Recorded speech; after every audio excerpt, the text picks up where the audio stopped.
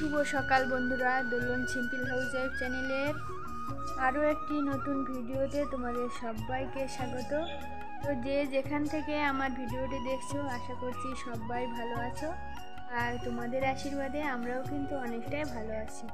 তো এখন বাজে 9:30, আর আজকে অনেক বেলা হয়ে গেছিলো ঘুম থেকে উঠতে, তার জন্যই কিন্তু এখন থেকে ভিডিওটি স্টার্ট করছি। তো কেউ ভিডিওটি প্লিজ স্কিপ করো না, শেষ পর্যন্ত দেখতে থাকো।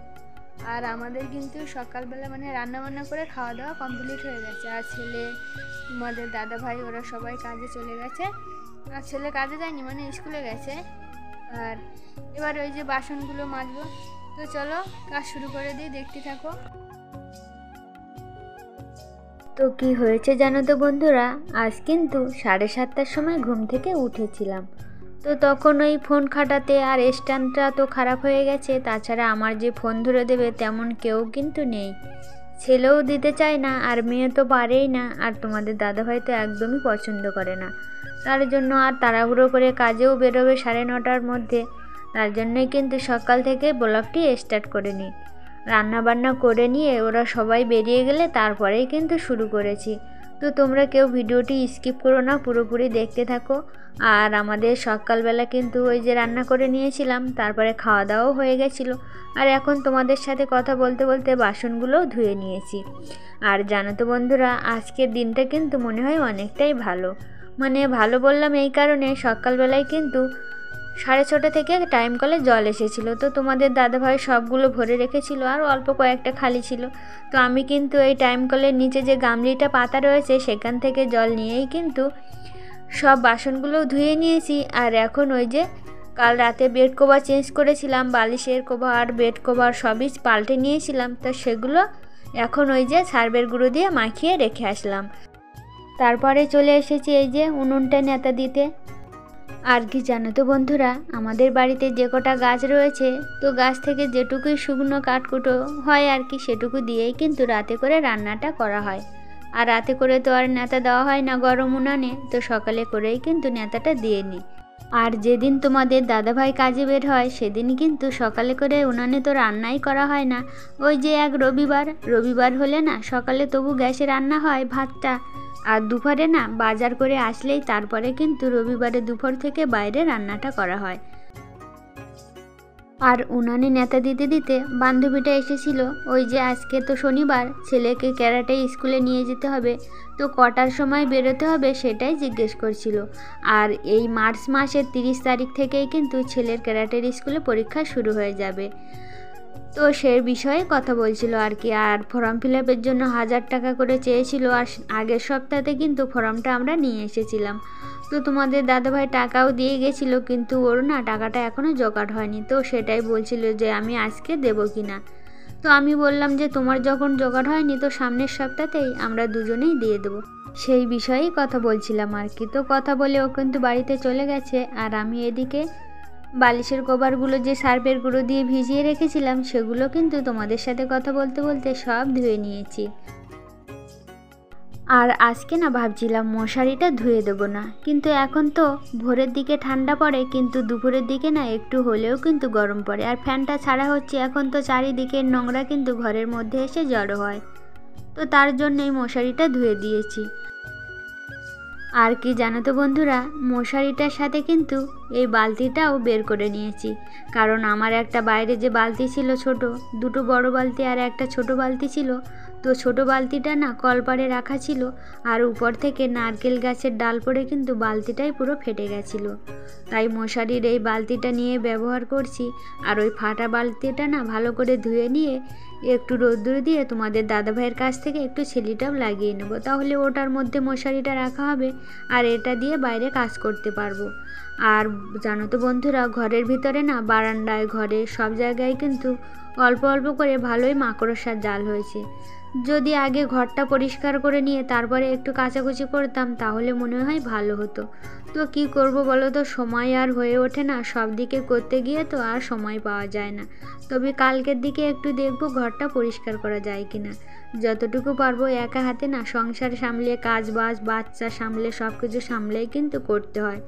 তো তোমাদের সাথে কথা বলতে বলতে ঘরটাও কিন্তু মুছে নিয়েছি। তারপর ভাবছিলাম একটু স্নান করতে যাব, কিন্তু একটা নাইটি পরবো বলে এসেছিলাম, নাইটিটা না অনেকটাই ছেঁড়া ছিল। তো মেশিনে সেলাই করে নিয়ে তারপরেই কিন্তু আমিও স্নান করেছি আর মেয়েকেও স্নানটা করিয়ে নিয়েছি। তো মেয়েকে এই যে টিভিটা ছেড়ে দিয়েছি, আর জানলাটা খোলা থাকলে না বাইরে থেকে হাওয়া আসছে, হাওয়ার সাথে কিন্তু নোংরা আসছিল, তাই মেয়েকে বললাম বন্ধ করে দিতে। এখন বাজে বেলা 11টা, আর আমাদের কিন্তু দেরি করে ঘুম থেকে উঠেও 11টার মধ্যে সব কাজবাজ কমপ্লিট হয়ে গেছে। স্নানটাও করে চলে এসেছি, আর মেয়ে বাইরে খেলছিল, ভাবছিলাম ওকে 12:30টার দিকে স্নান করিয়ে দেবো। তো না বলছিল আমাকেও স্নান করিয়ে দেবো, তো ওকেও স্নান করে দিয়েছি, ও টিভি দেখছে, আর আমি এবার ঘরে বসে মেশিনে একটু সেলাই করবো। তো তোমরা প্লিজ দেখতে থাকো। তারপর মেশিনে একটু সেলাই করে বাইরে চলে আসলাম, আর বালিশের ঘরগুলো তো ধুয়ে দিয়েছিলাম, আর বালিশগুলোও কিন্তু এখন একটু রোদ্দুরে বের করে দিয়েছি। কেন জানো তো বন্ধুরা, ওই যে ছেলে মেয়ে সকল সময় যখন ঘরে থাকে না, খাটের উপর বসে বসেই তো টিভি দেখে, আর বালিশগুলো না পা দিয়ে মারিয়ে মারিয়ে এমন করে রেখেছে, রাতের বেলা ঘুমালে কিন্তু ঘাড়টা না ব্যথা করে। তাই আমি শুনেছিলাম যে বালিশ নাকি রোদ্দুরে দিলে ঘাড়ের ব্যথা ভালো হয়ে যায়। তো ওগুলো রোদ্দুরে দিয়েছি, আর এদিকে টাইম কলেও কিন্তু জলটা চলে এসেছিলো, তো জল তুলে নিচ্ছিলাম। তারপরে এই যে বাগানে তোমাদেরকে অনেক আগে কিন্তু দেখিয়েছিলাম, প্রায় 4 মাস হয়ে গেছে, যে লাউয়ের চারা এনে বসিয়েছিলাম না, তা সেগুলো কিন্তু একটা মরে গেছিলো আর একটা আছে। তো যাই হোক, এবার ওই যে বলছিলাম বালতিটা ফেটে গেছে, এই বালতিটাই কিন্তু এখানে রাখা ছিল। তো নারকেল গাছের ডাল পড়েই কিন্তু বালতিটা আমার অনেকটাই ফেটে গেছে। তো কাজের অনেক অসুবিধা হচ্ছিল বলেই কিন্তু মশারি রাখা বালতিটাই বের করেছিলাম। আর আজ তো শনিবার, আজ কিন্তু নিরামিষ রান্না হয়। তো সকালবেলা রান্না করেছিলাম সয়াবিন, আলু, কুমড়ো, আর এদিকে করেছিলাম বেগুন ভাজা। তো সকালে খাওয়া দাওয়ার পরেই কিন্তু এইটুকুই রয়েছে, এইটুকু দিয়েই দুপুরে খাওয়াটা হবে। আর ভাত বাড়বো, এর মধ্যেই দেখো ছেলেও চলে এসেছিলো স্কুল থেকে। আর আজ শনিবার, তার জন্যই কিন্তু হাফবেলা করে স্কুলটা হয় আর কি। আর জানো তো বন্ধুরা, আমার ছেলে না নিরামিষ হলে তো একদমই খেতেই চায় না, তো চিনি রেখেছি, চিনি দিয়ে যদি খেতে চাই খাবে। আর শনিবারটা কিন্তু একটু তাড়াহুড়ো থাকে, যতই সকালে করে উঠি না কেন। তবু আজকে অনেক লেট করেই উঠেছি, তবু অনেক সময়ের মধ্যেই কিন্তু কাজটা করে নিয়েছি। আর এখন এই যে ছেলে এসেছে, মানে 1:30 বেজে গেছে। 1:30টার মধ্যে আমার কিন্তু বাইরের সব কাজবাজ কমপ্লিট হয়ে গেছে। এইভাবে কিন্তু সব কাজবাজ না দেরি করে ঘুম থেকে উঠলেও যদি স্টেপ বাই স্টেপ করা যায় না, তাহলে কিন্তু সময়ের মধ্যেই সব সম্পূর্ণ হয়ে যায়। খাওয়া দাওয়া করে নিয়ে তারপরে কিন্তু বসে বসে একটু ফোন দেখছিলাম, আর দেখতে দেখতে 3টে বেজে গেছিলো। তাই ওই যে পাশের বাড়ি ছেলেটাও চলে এসেছে, আর আমার ছেলেও কিন্তু রেডি হচ্ছিল। তো বেলটা না বাঁধতে পারে না, আমার কিন্তু সবসময় বেলটা বেঁধে দিতে হয়। এদিকে মাঝে মাঝে কিন্তু শনিবার করে তোমাদের দাদাভাই যখন বাড়িতে থাকে, তখন কিন্তু বাইরে যেগুলো মেলা থাকে ওগুলো আমি আর তুলে রেখে যাই না আর কি, মানে তোমাদের দাদাভাই তুলে রাখে। তো আজকে তো তোমাদের দাদাভাই বাড়িতে নেই, তো যেগুলো কেচেছি আর আমাদের আসতে কিন্তু প্রায় সন্ধে হয়ে যায়। তাই ছেলেকে বেলটা বেঁধে দিয়েছি, আর ওদেরকে না বলেছি তোরা হাঁটতে থাক, আমি ততক্ষণ বাইরের জামা কাপড়গুলো একেবারে ভাঁজ করে ভালোভাবে গুছিয়ে নিয়ে তারপরে বেরোবো আর কি। আর আমার মেয়ে কিন্তু ওই যে বিকালে করে খেলা করা অভ্যাস হয়ে গেছে, তো আমি না বলছিলাম আমার সঙ্গে চল মাঠে, ওখানেই বসে খেলবি। তো ওখানে তো তেমন কোনো বাচ্চা নেই, মানে যে বাচ্চাগুলো আছে ওরা তো ক্যারাটের জন্য যায়, ওর সাথে তো আর খেলে না, তার জন্যই কিন্তু যেতে চাইছিল না, ঘরে বসেই কিন্তু মেয়ে কান্না করছিল। আর দেখেছো বন্ধুরা, আমার উঠোনটার কি অবস্থা হয়ে আছে, পাশের বাড়ির শিরীষ গাছটা কিন্তু কেটে দিয়েছিল, কিন্তু ওই যে হাওয়া হচ্ছে, হাওয়াতে না চালের উপর যে শুকনো পাতাগুলো ছিল ওগুলোই কিন্তু উঠানে এসে পড়ে উঠোনটাই নোংরা করে ফেলেছে।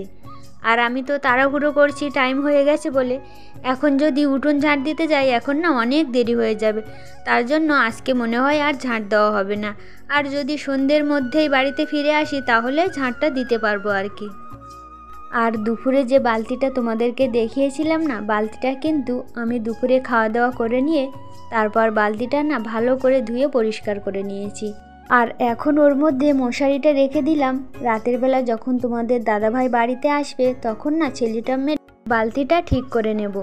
আর এখন কিন্তু মেয়েকে না কাঁদছিল বলে বাইরে দাঁড় করিয়ে দিয়েছি, দিয়ে ঘরে তালা মারছিলাম। আর ও তো একদমই যেতে চাইছিল না, কিন্তু কি বলো তো, আমাকে তো যেতেই হবে ছেলের সঙ্গে, আর ওকে না নিয়ে গেলে কার কাছেই রেখে যাব বলো বন্ধুরা। আর এখন তো কাউকে দিয়ে বিশ্বাস নেই, বাচ্চারা কারোর কাছে বাচ্চা রেখেও তো আমি ওখানে গিয়েও ঠিকমতো বসতে পারবো না। মনে হবে যে কেন রেখে আসলাম, তার চেয়ে সাথে নিয়ে আসলাম না কেন, এই সবই কিন্তু উল্টোপাল্টা মনে আসবে।